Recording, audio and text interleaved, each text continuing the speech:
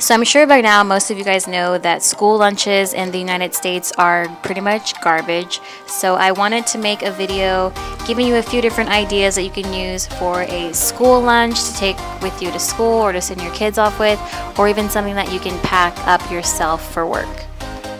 There's two parts to this video. I ended up doing 4 different combinations of main courses, snacks, and desserts. I'll link the other video in the description box below, so be sure to check that out as well.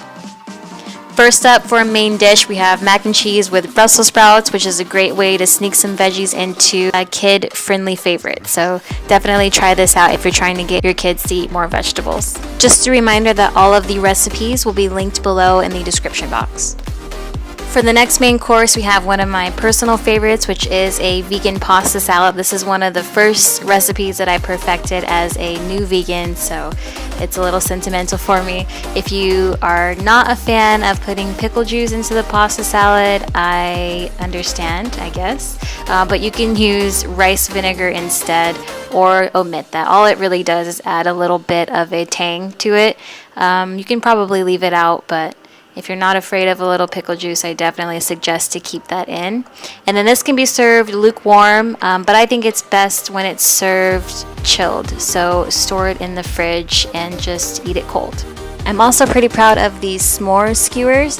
So I just ground up the little Annie's bunny grams in a guacamole mortar and set those aside, and then I made some homemade chocolate almond butter, and then you're going to double boil that just to soften it up a bit so it's easier to dip the marshmallows in. And you can buy vegan marshmallows at Trader Joe's, so they don't have gelatin in them, and yeah, every Trader Joe's has them as far as I know. So you just dip the marshmallow into the chocolate and then into the crumbs, and then you put that on a sheet of parchment paper. You'll freeze it for 20 minutes, and then you can store it in the fridge afterward. You'll have some of the crumbs left over, so you can either save those for later or you can just make another batch, but you'll have to melt some more chocolate almond butter. For my next dessert, you guys have to let me know if this name is corny or not. It's basically just a fried tortilla with the homemade almond butter spread on top of it, wrapped over a banana. And if you have turbinado sugar to add to the top of the banana, I suggest using that.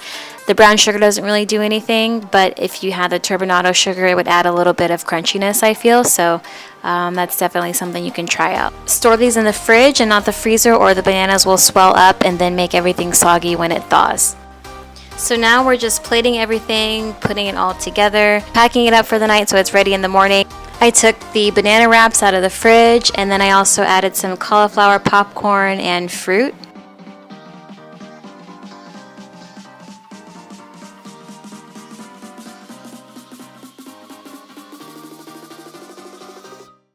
So that's pretty much it. Just remember that all of the detailed recipes will be linked below in the description box.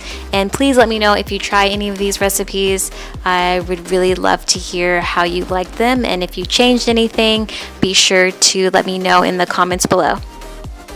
Make sure to check out my other recipes on my website, http://veganwith2vs.com. And thank you so much for watching.